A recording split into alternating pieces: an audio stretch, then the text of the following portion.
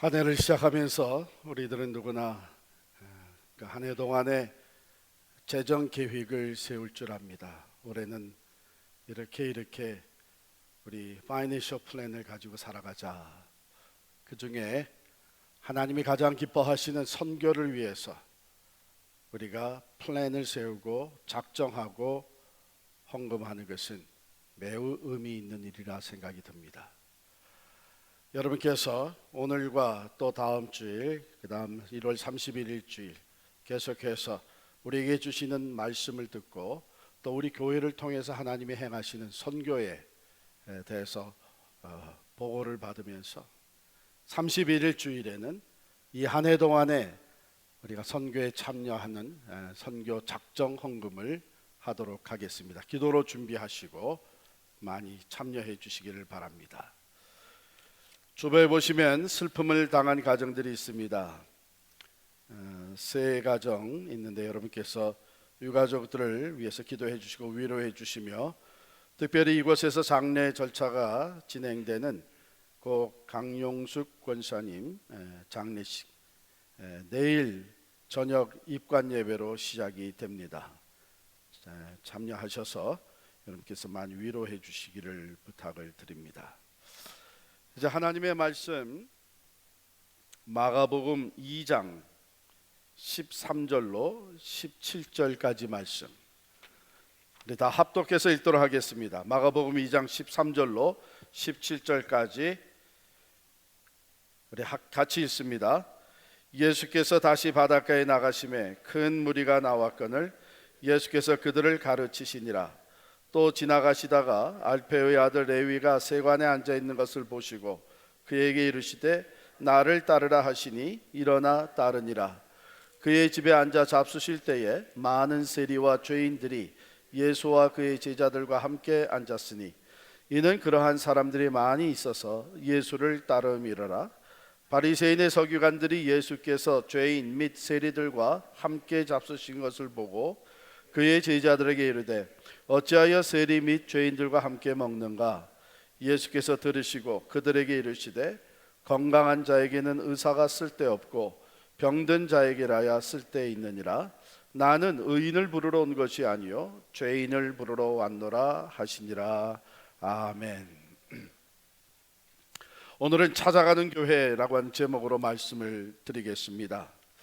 많은 사람들이 참 좋아하는 김춘수 시인의 시 꽃이라고 하는 그 시를 여러분께 읽어드립니다.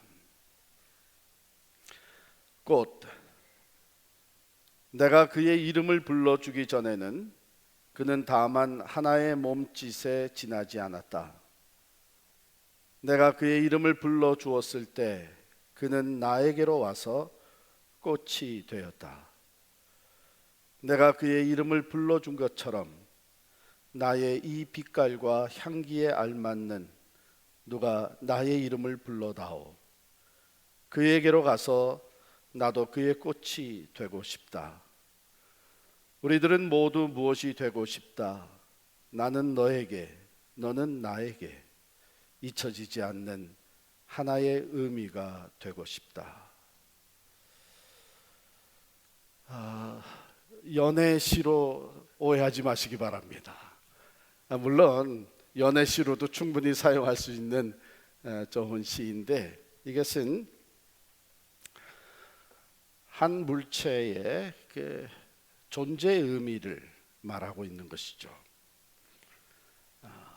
구체적인 대상, 거기에 진정한 의미가 주어지려면은 그 존재의 본질을 인식하고 그 이름을 불러줄 수 있을 때에 그 참모습이 드러나서 꽃이라고 하는 의미 있는 존재가 된다고 하는 것입니다.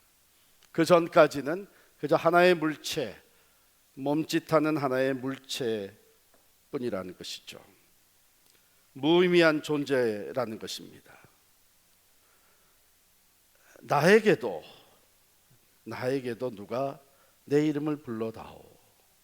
이 빛깔과 향기에 알맞는 이름, 즉 나의 본질을 알아주고 나에게 맞는 이름을 붙여줄 때에 내 삶이 진정 의미 있는 삶이 된다고 하는 것이죠.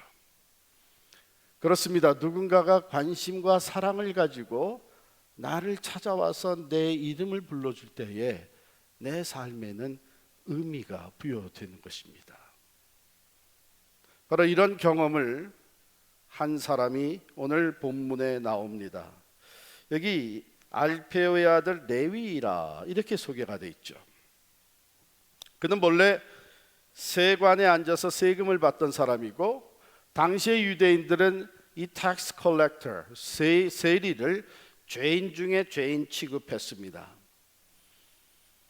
특히 로마의 권력을 등에 업고 동족의 피를 빨아먹는다 그래서 매우 손가락질하고 저주했던 사람들이, 저주받았던 사람들이 이 세리입니다. 세리들은 주로 유대인들 중에서 선택받아서 그 일을 맡아 했는데, 돈이 좋아서 그 일을 했지만은 그들의 마음속에는 죄책감이 항상 자리 잡고 있었습니다. 내가 하나님을 믿는 사람으로서, 하나님의 법을 아는 사람으로서 동족에게 이렇게 행하는 것이 옳지 못하다고 하는 것을 그들 스스로 알고 그 죄책감에 있었던 사람들이 세리들입니다. 그런데 오늘 나온 이 세리 레위가 바로 예수 그리스도 안에서 새롭게 변화가 되어 예수님의 12 제자 중에 한 사람인 마태가 된 거예요. 마태. 성경의 사복음서, 그 소중한 사복음서의 가장 첫 번째 마태복음을 기록한 사람이고, 전해 내려온 얘기에 의하면 마태는 예수님의 제자로 살다가 예수님 승천하신 후에 15년 동안을 팔레스타인에서 전도자로 살았고, 그 이후에 이방 나라에까지 가서 선교하는 귀한 삶을 살았다고 전해지고 있습니다. 그의 삶에, 즉 세리로서 매일같이 세금을 받아들이는, 어떻게 보면은 그저 몸짓 동작의 연속이었던 그의 삶에 영원에 잇대어지는 의미와 삶의 목표가 주어질 뿐만 아니라 하나님의 영광을 위해서, 그리고 죽어가는 영혼들을 살려내는 구원의 역사에 귀하게 쓰임받을 수 있었던 것은 예수님이 그를 찾아와 주셨기 때문입니다. 여러분, 우리가 믿는 하나님은 찾아가시는 하나님이십니다.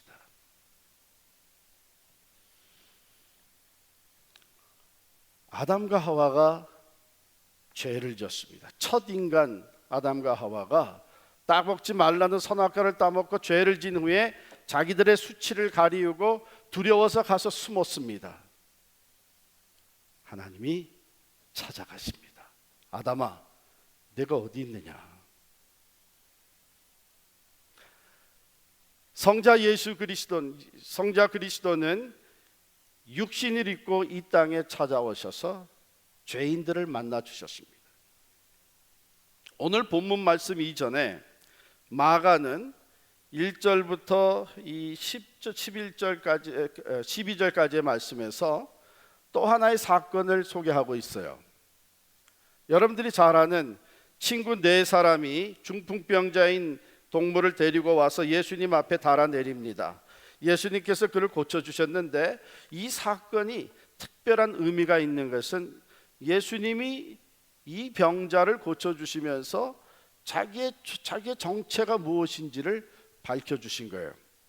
한번 마가복음 2장 7절을 한번 보실까요? 이 사람이 어찌 이렇게 말하는가? 신성 모독이로다. 오직 하나님 한 분 외에는 누가 능히 죄를 사하겠느냐? 주변에 있던 사람들, 특별히 서기관들이, 하나님의 법을 잘 아는 서기관들이 이러한 생각을 하며 마음의 갈등이 일어나게 된 것은 예수님께서 중풍병자를 고쳐주시기 전에 먼저 선포해 주셨기 때문에요. 소자야, 내 죄 사함을 받았느니라. 그러니까 깜짝 놀란 거죠. 죄 사하는 권세는 하나님께만 있는 것인데 어떻게 저자가 저렇게 하나님 행세를 하느냐? 이건 신성모독이다. 그런데 예수님이 그것을 다 아시고 이 10절에 말씀하시기를 내가 그렇게 한 것은 인자가 땅에서 죄를 사하는 권세가 있는 줄을 너희로 알게 하려 하심이라. 그 사건을 통해서 예수님은 자신이 하나님과 동등한 사람이라는 것을 나타내 보여주셨다. 마가는 그 사건을 먼저 기록을 했어요. 그리고 나서 오늘 13절 본문에 보면 죄인을 만나주시는 예수님을 소개하고 있습니다. 하나님이 찾아와 주신 것이죠. 하나님이 죄인을 찾아가 주신 것이죠. 자, 예수님께서 바닷가에 나가심에, 다시 바닷가에 나가심에 이렇게 되어 있는데, 여러분 본래 예수님의 사역은 어디를 중심으로 시작했죠? 맨 처음 사역이 시작이 될 때, 맞아요, 속으로 정답을 다 말씀하셨어. 회당에서부터 시작이 됐어요. 회당에 들어가셔서 말씀을 가르치시고 또 회당에서 병자를 고치시고 했습니다. 그런데 이 회당에서의 사역이 지속되는 가운데 갈등이 일어납니다. 특별히 회당의 리더십을 잡고 있는 종교 지도자들과 갈등이 일어나는 거예요. 예수님의 권위를 인정하지 않으려고 합니다. 예수님이 하시는 일, 예수님은 말씀과 행동으로 하나님의 율법의 기본적인 정신을 회복시켜주고 그것을 리인터프리테이션 해주고 계시는데, 그것은 율법에 어긋나는 것이다 해가지고 예수님을 핍박하기 시작을 합니다. 그래서 결국은 회당에서 쫓겨나시게 됩니다. 더 이상 회당으로 못 들어가십니다. 또 안 들어가십니다. 그래서 사역의 장소가, 사역의 장이 바뀐 거예요. 어디로? 자연세계로 바뀐 겁니다. 외곽으로 나오신 겁니다. 그래서 산에서 가르치시고 바닷가에서 가르치시고, 오늘도 보면은 예수님께서 다시 바닷가에 나가심에, 그런데 이것은 매우 다행스러운 일이었습니다. 왜냐하면 죄인들이라고 하는 사람들, 정죄받는 사람들, 여기 본문에 나온 세리, 레위, 마태와 같은 사람들, 회당에 가기가 어려웠습니다. 왜냐하면 사람들의 손가락질을 당하고 있고 또 정죄받는 사람들이고 또 그 중에는 부정한 사람이라 그래서 사람들하고 어울리지 못하게 만들었습니다. 예수님께서 그들을 찾아오시는 거예요. 그러니까 이것은 퍽이나 다행스러운 일이죠. 오늘 본문에 보면은 대조적인 사람들이 소개되고 있습니다.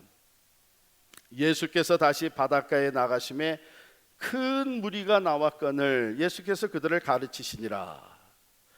14절에 보면 또 지나가시다가 알페의 아들 레위가 세관에 앉아 있는 것을 보고, 큰 무리가 있는가 하면 한 사람, 레위, 마태가 소개되고 있습니다.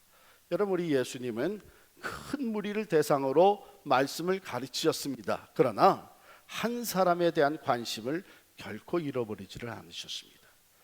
많은 무리를 가르치시면서 그는 이 알페의 아들 레위, 마태를 찾아가십니다. 왜냐하면 마태, 레위가 예수님을 찾아 나오기가 매우 두려워하고 있었기 때문이에요. 왜 두려웠을까요? 소문은 들었습니다. 나사렛 예수라고 하는 분이 권위 있는 말씀을 가르치신다. 그분이 병자를 고치시고 귀신을 쫓아내신다. 그분이 어쩌면은 약속하신 메시아가 아니겠느냐, 이런 소문이 퍼지니까 얼마나 가보고 싶었겠어요. 예? 그런데 가게 되면 사람들에게 손가락질 받을 뿐만 아니라 정말 그분이 살아계신 하나님의 아들, 오실 메시아라면 내가 어떤 죄인이라는 것을 아실 텐데, 이건 스스로 심판받으러 나가는 것이고 스스로 정죄받으러 나가는 것이고 스스로 벌받겠다고 나가는 꼴이 될 수 있다는 거예요. 그런데 예수님이 점점 자기 세관 앞으로 다가오십니다. 여러분, 당시에 랍비들이 길을 가면서 계속 가르치시니까 사람들이 그저 사방으로 몰려와서 예수님을 감싸고 같이 길을 가면서 그 가르침을 들었어요. 그 무리가 점점 자기 세관 앞으로 다가옵니다. 얼마나 기대가 됐겠어요. 야, 나도 예수를 보겠구나. 또 한편 얼마나 두렵겠어요. 내가 정죄받을 수밖에 없을 텐데.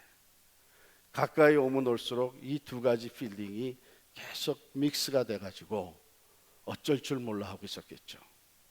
예수님이 세관 앞에 서셨습니다. 그리고 하시는 말씀이 내 죄를 내가 알렸다, 그렇게 하신 게 아니고 Come and follow me, 나를 따르라 그랬습니다. 여러분, 이 말은 당시에 랍비들이 길을 가다가 가르침을 받는 수많은 사람들 중에 어느 사람을 지적해서 나를 따르라 하게 되면 그 말은 곧 내가 너 제자 삼겠다는 얘기예요. 그러니까 나가 자빠지는 거예요. 헷가닥 해가지고 다 내버리고 예수님을 따르는 제자가 됩니다. 자, 보세요. 예수님이 많은 무리를 가르치면서도 자기가 죄인인 것을 인정하고 감히 하나님 앞에, 주님 앞에 나오기조차 두려워하고 있는 이 한 사람, 관심을 가지고 찾아와서 만나주시고 그를 제자를 삼아주신 거예요. 거기에서 이 레위 마태의 삶이 완전히 변화됩니다.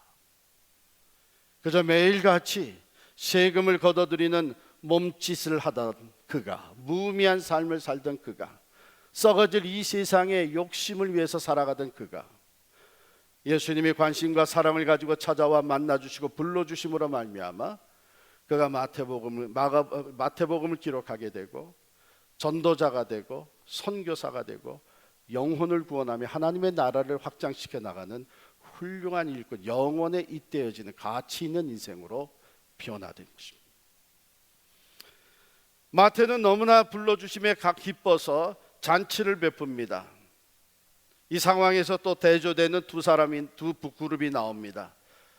세리가 잔치를 베푸니 그 잔치 자리에 초청받아 올 사람들이 누가 있겠어요? 여러분 가시겠어요?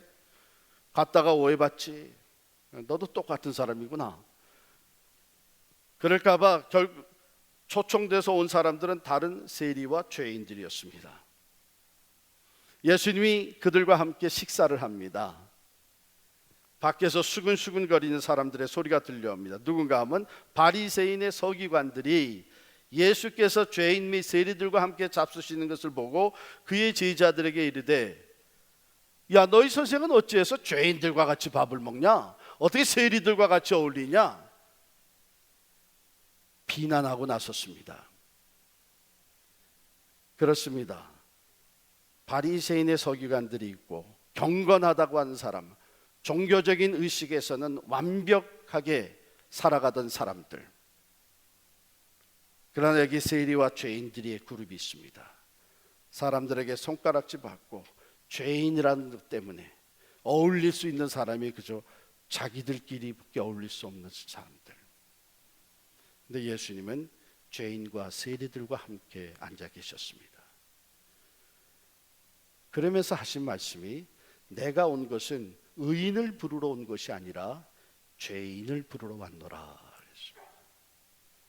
그러면 의인이 따로 있는가?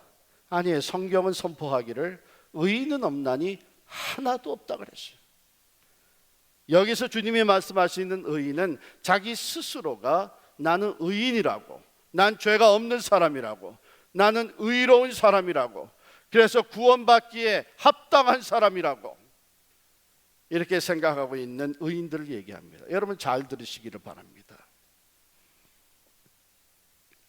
예수님을 만날 수 있는 사람들은, 매일 삶 속에서 예수님을 경험할 수 있는 사람들은 스스로 의인이라고 생각하는 사람들이 아니란 얘기입니다. 그들은 어쩌면 무의식 중에라도 예수를 필요로 하지를 않습니다. 의인인데 무슨 예수가 필요합니까? 의인인데 무슨 구세주가 필요합니까? 나는 내 의로, 의로운 삶으로 구원을 받을 수 있는데 무슨 예수가 필요합니까?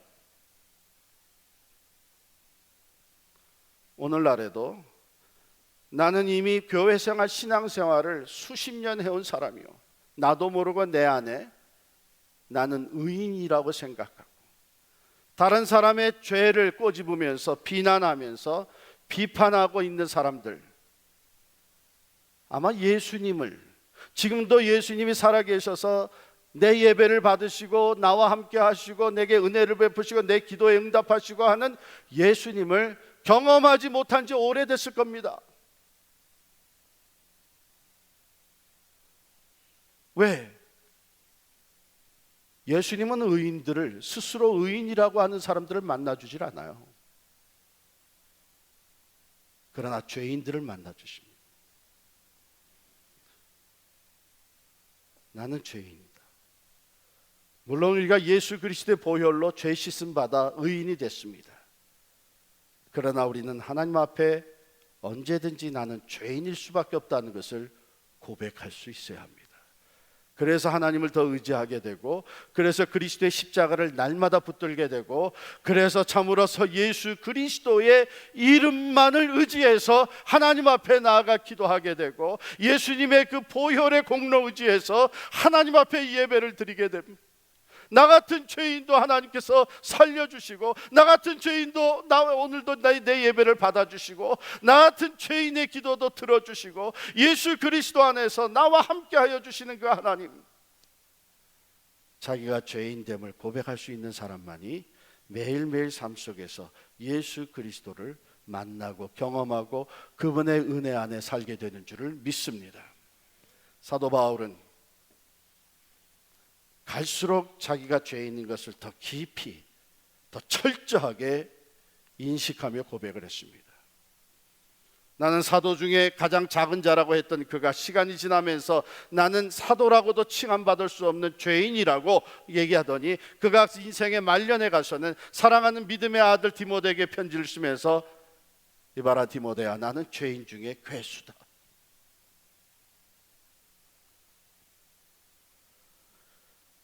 예수님은 오늘도 죄인을 찾아 만나 주십니다.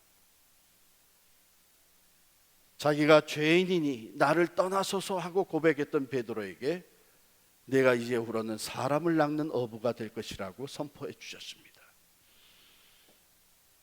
죄인의 삶으로서 사람들에게 손가락질 받고 따돌림 받는 사마리아 여인, 대낮에 사마리아 우물가에서 그 연 만나 주셨습니다. 그가 사마리아에 들어가서 예수 그리스도를 증거하는 전도자가 되었습니다. 뽕나무 위에 올라가서 예수님을 지나가는 것만이라도 보자고 했던 이 세리 중에 세리장이었던 삭개오는 예수님께서 뽕나무 밑에 오셔서 삭개오야 어서 내려오너라. 난 그때 삭개오가 나무에서 떨어지지 않는 게 참 다행이라고 생각해요. 자기를 알고 있는 그 주님, 자기가 세리가 죄인 취급받았다면, 세리장이면 얼마나 더 정죄받으면서 살고 있었겠어요. 그 삭개오가 변해서 새 사람이 되게 하시고 그가 예수 그리스도를 증거하는 사람이 되었습니다. 예수를 핍박하고 예수 믿는 사람들을 잡아들이던 사울이라고 하는 청년이 다메섹 도상에서 예수 그리스도를 만났습니다. 예수께서 그를 찾아와 주셨습니다. 사울아 사울아, 내가 왜 나를 핍박하느냐. 그가 변하여서 이방인들에게 복음을 전하는 이방인의 사도가 되었습니다. 무슨 말입니까? 죄인들을 찾아와 주시는 주님은 그 죄인들을 구원하여 주시고 새로운 삶, 새 생명의 삶을 살게 해 주시면서 구원받은 모든 자들에게 또한 죄인들을 찾아가게 하십니다. 여러분과 저는 예수 그리스도 안에서 구원받은 그리스도의 사람들, 그리스도의 몸된 교회를 이루고 있습니다. 교회의 본질적인 사명, 그것은 찾아가는 것입니다.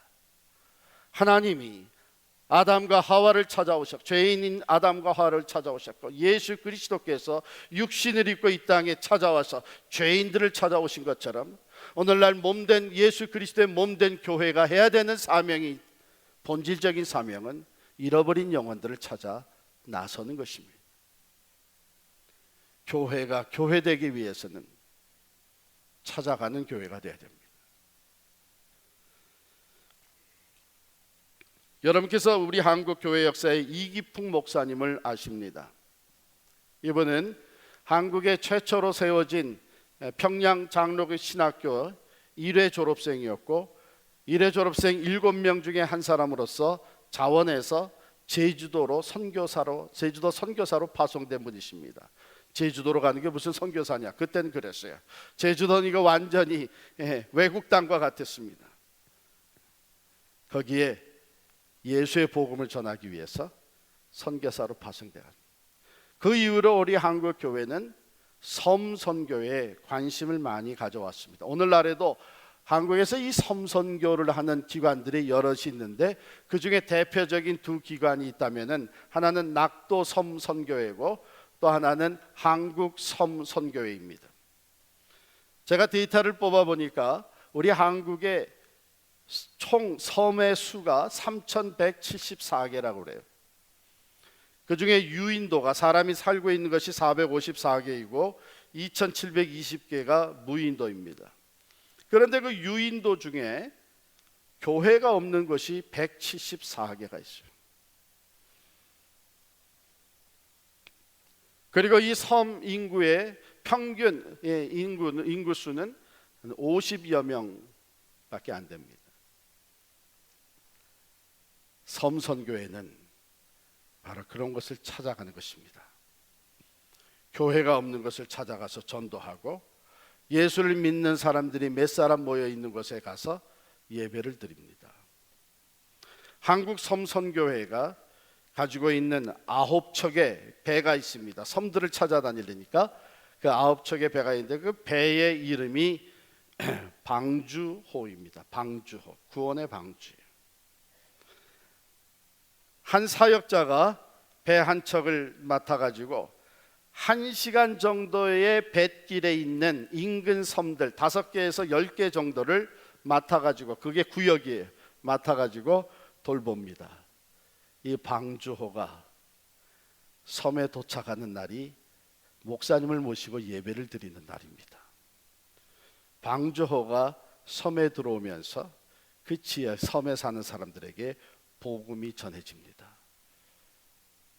그러니까 이 방주호가 교회예요. 찾아가는 교회예요. 그렇지 않으면 그들이 어떻게 복음을 들을 수 있겠습니까? 그렇지 않으면 어떻게 거기서 교회가 이루어지고 예배가 드려질 수 있겠습니까? 찾아가는 교회. 하나님은 우리 필그림 교회를 이곳 파라무스에 세우시고 이 지역의 잃어버린 영혼들을 찾아가게 하신 것입니다. 교회를 이루고 있는, 즉 그리스도의 몸을 이루고 있는 우리들이 예수님이 이 땅에 오셔서 죄인들을 찾아가신 것처럼 삭개오를 찾아가시고 베드로를 찾아가시고 사마리아 여인을 찾아가시고 세리 마태를 찾아가신 것처럼 오늘 우리가 그들을 찾아가는 그리스도의 몸된 교회가 되어야 될 줄을 믿습니다. 교회는 오랫동안 사람이 찾아오기를 기다렸습니다. 지난주에 우리가 가졌던 재직 수련회에서 우리 교회는 이제는 모으는 교회에서 보내는 교회가 되자 새로운 비전을 가지고 이미 우리 교회에서 찾아가는 교회의 모습들을 우리가 찾아볼 수 있습니다. 매 주일 예배가 끝나게 되면 국내 선교위원회 전도팀들이 모여가지고 복음 전도지를 들고 교회의 브로셔를 가지고 거리로 마켓으로 찾아 나갑니다. 잃어버린 영혼들, 누가 잃어버린 영혼들이 모르니까 그래서 보는 사람들에게 다 예수의 복음을 전합니다. 전도지를 나눠줍니다. 찾아가는 거예요. 잃어버린 영혼들을 찾아가는 거예요. 주중에도 이들이 흩어져서 전도를 합니다. 일찍이 우리 교회는 필그림 사역센터라고 해서 우리 팔팍 지역에 사역센터를 설립하고 그 지역을 섬기는, 그 지역에 잃어버린 영혼들을 그리스도의 사랑과 복음으로 섬기는 일을 해오고 있습니다. 최근에는 네이버 플러스라고 이름을 바꿈으로 인해서 필그림이란 이름을 빼고 초교파적으로 하나님의 나라를 위해서 더 많은 사람들이 참여할 수 있도록 네이버 플러스라고 이름을 바꿨습니다. 그런 거 있는 줄 몰랐어요? 찾아가는 교회입니다. 맘스 미션이라고 리틀 페리에 우리 집안에서 쓰지 않는 물건들이 다 모아져서 가난한 사람들, 갓 이민 온 사람들, 그 사람들에게 나누어집니다. 아주 저렴한 1불, 2불로 와서 물건을 사요. 물건 팔기 위해서 세우는 것이 아닙니다. 그리스도의 사랑으로 어려운 자들을 돕고 그들에게 그들의 사랑, 그리스도의 사랑을 전할 뿐만 아니라 그들과의 관계를 맺음으로써 그리스도의 복음을 전하는, 찾아가는 교회가 거기 있는 겁니다. 패터슨의 세러데이마다, 그 목요일 토요일마다 찾아가는 교회가 있습니다. 우리 교회의 국내 선교위원회, 노숙자 사역팀, 핫독 미니스트리 팀, 때로는 가족들, 자녀들과 같이 나와서 그곳에서 핫독을 나눠주면서 사랑으로 그들을 품고 그들에게 예수의 복음을 전하는, 찾아가는 교회. 땅끝까지 이르러 내 증인이 되라고 하신 말씀대로 단기 선교를 통해서 찾아갑니다. 선교사를 파송하면서 찾아갑니다. 직접 선교사로 나서서 찾아갑니다. 저는 계속해서 우리 교회가 이 찾아가는 교회의 모습을 활발하게 이루어가지 못한다면 교회로서의 사명을 상실하게 된다고 믿습니다. 왜? 하나님은 오늘도 죄인들을 찾아가시고 성령 하나님은 오늘도 우리들을 부르셔서 우리들로 하여금 예수의 이름으로 잃어버린 영혼들을 찾아가게 하시는 것이 교회를 세워주신 목적이에요. 이 사명을 상실하게 될 때 교회는 교회가 될 수 없고 교회는 약해질 수밖에 없습니다. 예배가 끝나게 되면 우리 2000여 성도들이 세상으로 흩어져 나갑니다. 개인적으로 잃어버린 영혼들을 찾아가서 복음을 전하고 예수 그리스도께로 인도했어요. 하나님이 그들의 이름을 불러주시며 그들에게 심겨진 본질적인 하나님의 형상이 회복되어지고 그들의 삶이 한갓 이 세상의 몸집수로 끝날 수밖에 없었던 인생인데 영원에 잇대어지는 의미와 가치를 소유하고 영생을 누리게 하는 것, 우리들이 흩어져 찾아가는 교회에서 감당해야 될 사명입니다.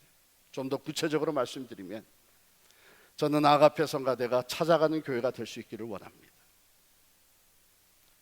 교회 안에 예배 때만 찬양하는 것이 아니라 우리 교회의 모든 성가대들이 정기적으로 양로원을 찾아가고 노숙자 쉘터를 찾아가고 길을 열어주실 때에 프리즌을 찾아가서 하나님께 찬양을 드리며 그들의 마음이 하나님을 향하여 열릴 수 있도록 복음의 축복의 통로가 될 수 있다면 그 찾아가는 교회입니다. 주방에서 봉사하시는 분들이 찾아가는 교회가 될 수 있습니다. 음식을 만들어서 노숙자들을 섬기는 일, 가난한 자들, 어려운 자들에게 베푸는 그 도루가 사역, 이것들 찾아가는 교회가 되는 것입니다. 우리 주일학교 학생들, 유스그룹, 영어부의 청년들 정기적으로 양로원을 찾아갑니다. 패러슨 사역지를 찾아갑니다. 하나님께서 우리 모두를 찾아가는 교회로 사용하시기를 원하십니다. 죄인들을 찾아 그들에게 그리스도의 사랑과 복음을 전해 나갈 때에 여러분 놀라운 체험들이 주어집니다. 우리가 그렇게도 사모하는 주님, 정말 깊이 나도 산 체험을 가져보고 싶고 살아계신 하나님이 오늘도 살아 역사하시는 것을 나도 경험하고 싶은데 오랫동안 그런 경험이 없이 오랫동안 그 생동감이 없이 신앙생활하던 사람들이 찾아가는 교회로서 잃어버린 영혼들, 죽어가는 사람들을 찾아가 병원에서, 양로원에서, 노숙자 쉘터에서 찾아가는 교회로서의 사명을 감당할 때 거기 먼저 와 계시는 예수님을 만나게 됩니다. 왜요? 예수님은 의인을 찾아오신 것이 아니라 죄인을 찾아오신 분이시기 때문에 거기서 주님을 새롭게 다시 또 만나 살아계신 주님을 더 깊이 경험하고 삶의 놀라운 변화를 일으켜주시는 그 예수 그리스도를 우리가 개인적으로 경험하는 은혜와 축복이 주어지게 되는 것입니다. 2016년 일어나라 빛을 발하라. 잃어버린 영혼들을 찾아가는 한 해가 될 수 있기를 간절히 축원합니다. 기도하겠습니다.